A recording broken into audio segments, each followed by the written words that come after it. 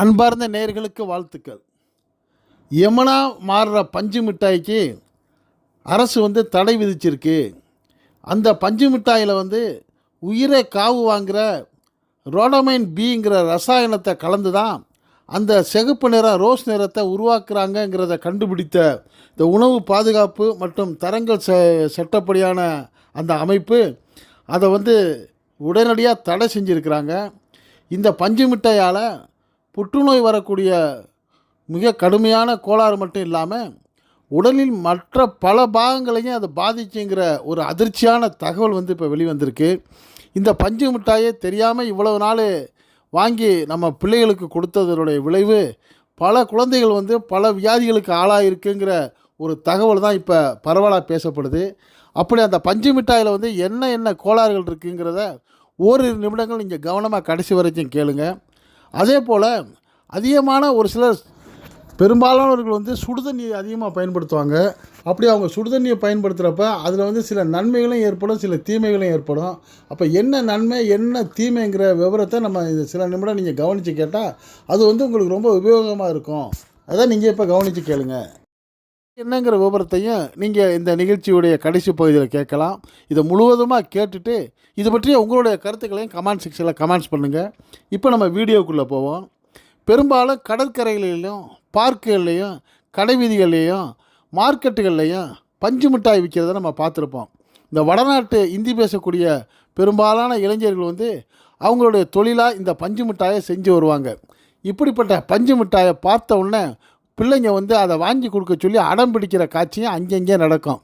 பெற்றோர்களும் 10 ரூபா 20 ரூபா தானேன்னு சொல்லி அந்த பஞ்சு மிட்டாயை வாங்கி கொடுப்பாங்க. பிள்ளைங்க அதை ரொம்ப அழகாக மகிழ்ச்சியாக வாங்கி சுவைத்து சாப்பிடுவாங்க.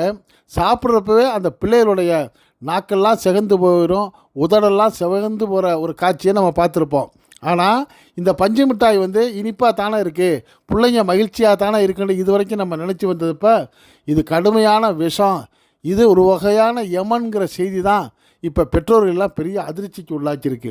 காரணம், அந்த பஞ்சு மிட்டாயை ரோஸ் கலராக நிறமாக வர்றதுக்கு துணிகள் மற்றும் இண்டஸ்ட்ரியல் பொருட்களுக்கு சாயம் ஏற்றுறதுக்கு துணிகளுக்கு நிறம் ஏற்படுத்துறதுக்காக பயன்படுத்தக்கூடிய ரோடமைன் பிங்கிற ரசாயனத்தை வச்சு தான் இந்த பஞ்சு மிட்டாயையும் சிவப்பு கலருக்கு கொண்டு வர்றாங்கங்கிறதா ஒரு அதிர்ச்சியான தகவல்.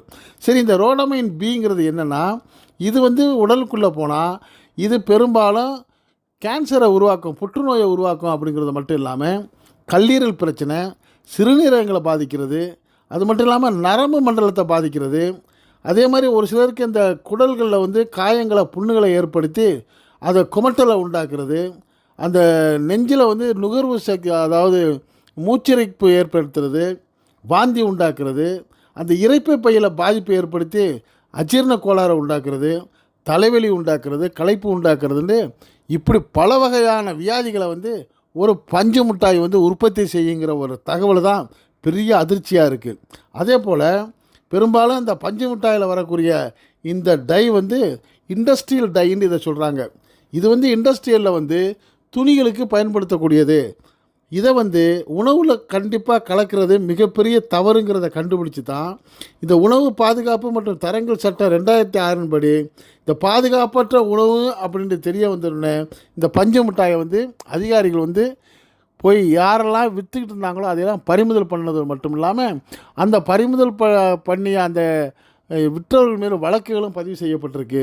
இந்த பஞ்சு மிட்டாயை இனிமேல் யாரும் விற்கக்கூடாதுங்கிற ஒரு கடுமையான தடையையும் போட்டிருக்காங்க.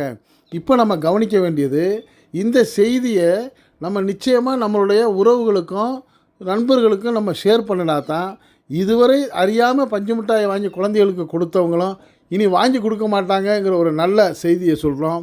அடுத்தபடியாக நம்ம பெரும்பாலான ஒரு சிலர் வெந்நீர் அதிகமாக சாப்பிடக்கூடிய பழக்கம் இருக்கிறாங்க. அந்த வெந்நீர்னால் என்ன கோளாறு வருங்கிற நன்மையும் தீமையும் இப்போ நமக்கு பார்ப்போம். நிறைய பேர் தினமும் வெந்நீர் குடிக்கிறத ஒரு பழக்கமாக வச்சுருக்கிறாங்க.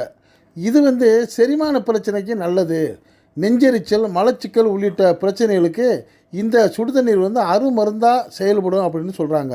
அந்த சுடுதண்ணீரை குடிக்கிற போது வயிற்றில் அளவுக்கு அதிகமாக அமிலம் உருவாகி நெஞ்சு பகுதியில் ஏற்படுற எரிச்சலை இந்த வெந்நீர் உடனடியாக கட்டுப்படுத்தும்.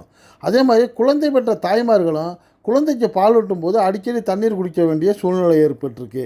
இப்படி இருக்கிற சூழ்நிலையில் கர்ப்பப்பையில் உள்ள நச்சுக்கள் வெளியேறும், தாய்ப்பாலும் அதிகமாக ஊறும். இப்படி பல நன்மைகளை தர்ற இந்த வெந்நீர் வந்து சில நேரங்களில் சில கெடுதியையும் உண்டாக்கும் அப்படிங்கிற ஒரு தகவலை தான் இப்போ நம்ம உங்களுக்கு கவனத்துக்கு கொண்டு வர்றோம். அளவுக்கு அதிகமாக சுடுதண்ணீர் குடிக்கிறதுனால கிட்னி மற்றும் சிறுநீரக பகுதியில் பாதிப்பை ஏற்படுத்துது அப்படிங்கிற ஒரு தகவலை சொல்கிறாங்க.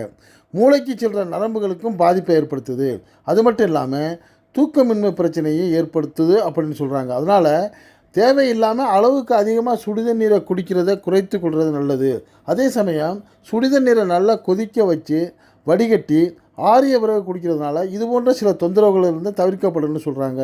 ஆக எந்த ஒரு பொருளையும் நம்ம உபயோகப்படுத்தும் போது அதோடைய நன்மை தீமைகளை ஆராய்ஞ்சு அதுக்கு தகுந்த மாதிரி நம்ம பயன்படுத்தினா எந்தவித கெடுதலும் நமக்கு வராதுங்கிறது தான் இதுலேருந்து நம்மளுக்கு தெரிய வருது.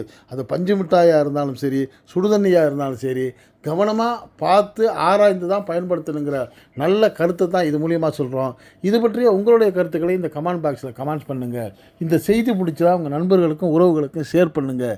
இதே போல் அரிய செய்திகள் உடனுக்குடன் உங்களுக்கு வந்து சேர இதுவரை நம்ம சேனலுக்கு சப்ஸ்கிரைப் பண்ணாதவங்க சப்ஸ்கிரைப் பண்ணுங்கள். மறக்காமல் பக்கத்தில் இருக்க பெல் ஐக்கானை கிளிக் பண்ணுங்கள். என்றும் இணைந்திருப்போம். நன்றி, வாழ்த்து.